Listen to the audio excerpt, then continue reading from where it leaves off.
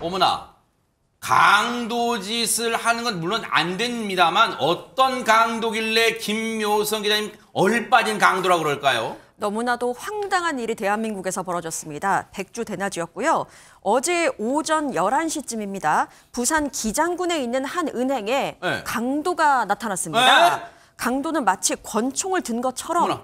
비닐봉지 안에 뭔가를 숨기고 직원과 손님들을 위협했는데요. 어? 비닐봉지 안에는 너무나 황당한 물건이 들어있었습니다. 영상으로 확인해 보시죠. 네네네. 건물 2층에 있는 은행입니다. 모자와 마스크를 쓴 남성이 여행용 가방을 들고 들어오는데요. 네. 이렇게요. 검은 봉지로 감싼 무언가를 이렇게 들이대면서 은행 직원들을 위협합니다. 어머나. 마치 권총을 쥔 듯한 그런 모습입니다. 그러네요, 진짜. 강도는 손님들에게 나가라면서 소리를 지르더니 직원들에게 가방에 돈을 담으라 하고 요구를 하기 시작합니다. 어머나. 그리고 잠시 후 강도는 2층 복도에 있던 손님들에게 다시 또 들어와라고 소리를 지르더니 어머나. 무릎까지 이렇게 꿇립니다. 실제 무릎 꿇려요, 진짜. 아이고, 얼마나 놀랐을까요? 그렇습니다. 공포 분위기에 휩싸여서 여직원들과 손님들은 벌벌 떨고야 마는데요. 어떡해요. 이때 50대 남자 고객이 총으로 추정되는 물체를 움켜쥐고 강도를 넘어뜨립니다. 야. 은행 직원들도 함께 달려들어서 제압을 하죠. 야. 범행 2분 만에 제압된 강도의 손에 들렸던 것이 바로 이것입니다. 황당하게도 뭔데요? 공룡 모양의 물총이었습니다. 아니, 일단 헛웃음도 안 나올 좀 기가 찹니다만 저 모양을 보고 저 물체를 보고 그런데 어떻게 이런 생각을 이런 황당하고 경악스러운 생각을 하게 됐을까요? 관련해서 은행 직원분 얘기 좀 먼저 들어보시고 이어가 보도록 하겠습니다. 처음엔 들어오면서 이제 주목이라고 했었고 다음엔 다 나와라고 했었고 저한테는 이제 캐리어를 주며 5만 원권을 담아와라고 했었습니다. 검은 비닐에 쌓여 있어서 사실 칼인지 총인지는 처음에는 구분이 잘 안 되었습니다. 근데 이제 가까이서 보니 약간 총 같은 모양이 나왔었습니다.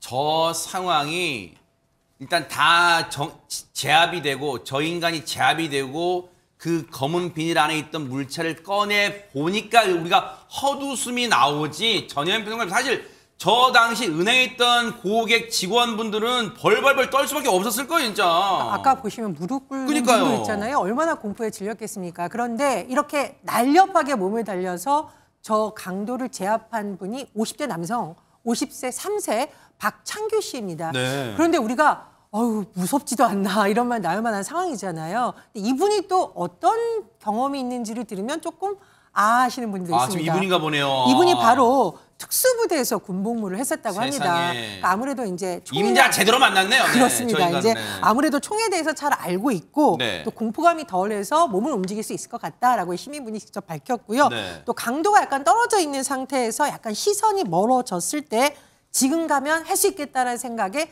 탁 찰나에 다가가서 두 손으로 세상에. 총을 잡아갔다라고 하는데 어쨌거나 다치지 않았다. 그러니까요. 시민들이 안전했다는 건 참 다행스러운 일입니다. 결과론적이지만 잘하셨다 하는 거지 정말 아찔했을 것 같아요. 저 순간 정말 용감한 시민분 박천규 씨의 얘기 좀 들어보시고 이어가 보도록 하겠습니다. 그때 제가 생각한 거는 저 총만 제가 어떻게 하면 묘상이 끝나겠다는 그 생각을 계속 가지고 있었거든요. 그래서 그다음부터 계속 그 총을 제가 어떻게 하면 뺏을 수 있을까 그 생각만 계속 하면서 뺏을 기회를 계속 노렸거든요. 군대는 제가 특공대를 나왔거든요. 군대에 있을 때 뭐 그런 상황 그런 게 한 게 있었기 때문에 오래됐지만 다른 사람들보다는 당황을 좀 덜 한 것 같습니다. 저도 겁도 많이 났었지만 일단 그 총에만 좀 집중을 계속 했었습니다. 일이 끝나고 나서는 집사람이 이제 자기는 너무 많이 놀랬고 큰일 날 수도 있으니까 다시는 이제 그렇게 행동하지 말라고 그런 말을 했었어요. 아니 왜 안 그러겠어요? 아내분께 그랬을 거 아니에요. 그거 미쳤어. 그걸 자기가 왜 나서 그걸 진짜 하마터면 어쩔 뻔하려고 진짜 그랬을 거 아니에요, 진짜. 이 사건에서는 피의자가 알게 모르게 어설픈 모습을 보였을 것 같습니다. 어설픈 모습을 보이다 보니 허점을 노려서 충분히 제압할 수 있다는 판단을 하신 것 같은데 압도적으로 제압할 자신이 있거나 여러 사람이 동시에 제압하는 경우가 아니면 되도록이면 직접 나서기보다는 곧바로 경찰에 신고하는 것이 좋습니다. 네.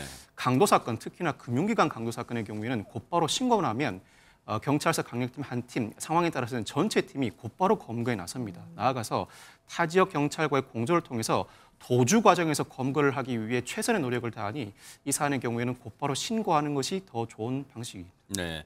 물론 박찬규 씨를 뭐 나무라거나 탓하는 건 아니고 오해는 마세요. 너무너무 잘하셨는데 박찬규 씨 아내분 걱정하는 것처럼 혹시라도 다치셨을까, 다치면 어땠을까, 다칠까 봐 걱정해서 지금 드리는 말씀이에요.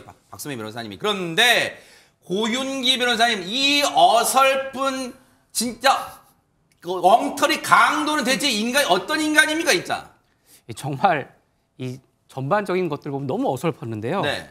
일단 뭐 그 은행에 들어가서 직원들과 손님한테 나가라고 소리를 지른 다음에 사람들이 나가니까 다시 들어오라고 합니다. 그리고 이제 강도라고 하면 네. 보통 돈을 받아서 어떻게 가져갈지를 좀 계획을 해야 되잖아요. 근데 뭐 이 돈을 탈취해서 가지고 갈 뭐 차량이라든지 네. 이동 수단 같은 것도 전혀 마련되지 않았고요. 그리고 이날 갑자기 집에서 아들의 공룡 장난감을 가지고 집어든 뒤에 10분 정도 후에 이 사건 범행을 저질렀다고 합니다. 네. 아무런 계획이 없는 어설픈 범행을 저지른 것이죠. 네.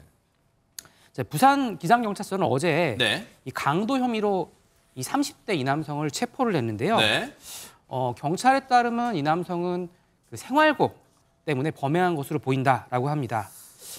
자영업을 하다가 실패를 하고 취업도 잘 되지 않아서 힘든 상황을 겪었다고 지금 진술을 하고 있고요. 네. 그리고 자신이 빨리 돈을 챙겨서 범행에 성공할 수 있을 것이라고 생각했다라고 진술을 했습니다. 이 경찰에 따르면 네. 범행을 얼마나 사전에 준비했느냐 이 부분을 추가로 좀 조사를 해봐야 할 것이라고 하고요. 네.